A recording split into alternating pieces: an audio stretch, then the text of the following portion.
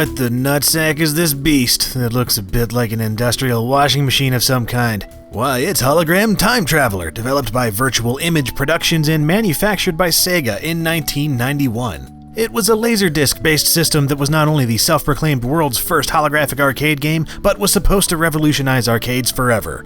Although you probably wouldn't be able to tell just by looking at its single action button and 8-way joystick, no, it's the display itself that makes this interesting. It's a combination of a special curved mirror and a 20-inch CRT monitor reflecting onto it in a certain way that resulted in the illusion of a stereographic 3D image for gameplay.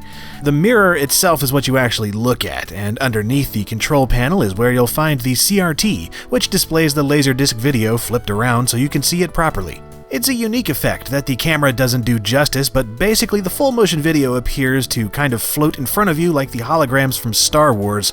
At least if you're standing at just the right angle and height, because otherwise the illusion is lost. Plus it can just be hard to focus on anyway, especially if you have issues with depth perception. Still, it was a novel idea and attracted some initial success for Sega its first year. But it didn't last very long at all, as games like Street Fighter II came along and overshadowed the simplistic Dragon's Lair style gameplay of Time Traveler.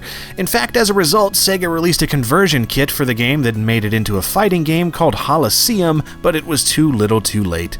And that's getting off track a bit, so yeah, let's look at the game itself, and since I can't exactly capture good footage of the arcade version, let's take a look at the two home ports of the game by Digital Leisure. The first up is the PC CD-ROM release from 2001, which was a simple Windows executable that ran some pretty low-quality compressed video of the game.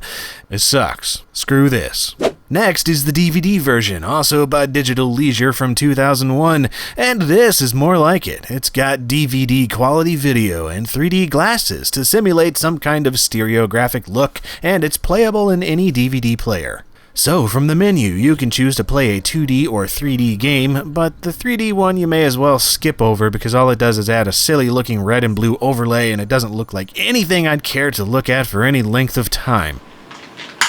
So as for the 2D gameplay, well, you control an Old West gunslinger named Marshall Graham. You're teleported into some kind of galactic strangeness to try and save the universe and Space Princess from the clutches of Volcor, a scientist turned evil Time Lord.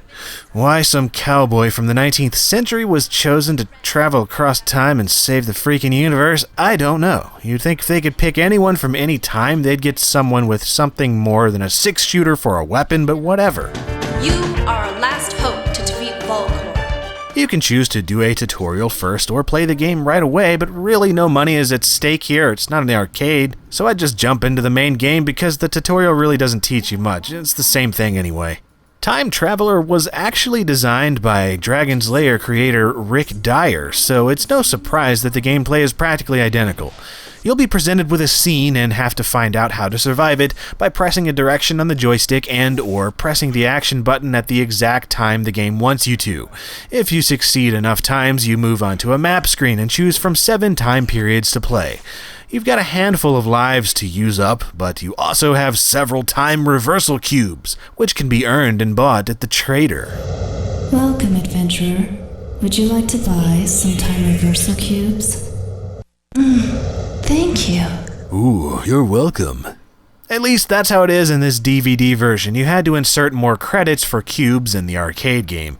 And you can actually complete the entire game in about 10 minutes if you've got enough cubes and lives and have everything memorized, but chances are that'll take a lot freaking longer because the game is just so daggone particular about when to press the buttons. And it's hard enough to get the timing and directions right on the arcade machine, so playing it on a DVD player can be that much more irritating. You missed your chance to attack! Seriously, this game gets on my nerves, especially the home ports. I can't even tell you how annoyed I get when I can absolutely swear I pressed the right buttons at the right time, only to see that freaking face pop up and tell me I was wrong. Stupid eyeball skull thing, you don't even have skin. I guess I just don't have the patience for this kind of finicky trial and error game anymore, especially if I didn't grow up with it, and I didn't. You see, games like this were essentially the genesis of QuickTime events in video games, so whether or not you like those will pretty much determine whether or not you enjoy the gameplay here. And I think it can be done in a way that makes the game a bit more forgiving, but this is an old school quarter stealer, and it's made to kill you cheaply.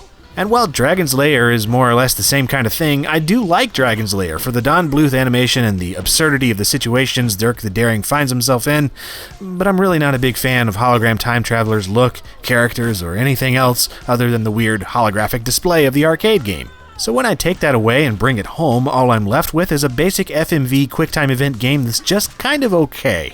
So, if you happen to run across the arcade cabinet somewhere, I would definitely give it a look just because of the novelty of the holographic display gimmick, because it really is pretty cool. But otherwise, I wouldn't recommend seeking out the home ports of the game unless you played it back in the day and want some nostalgia, or are just too curious to pass it up.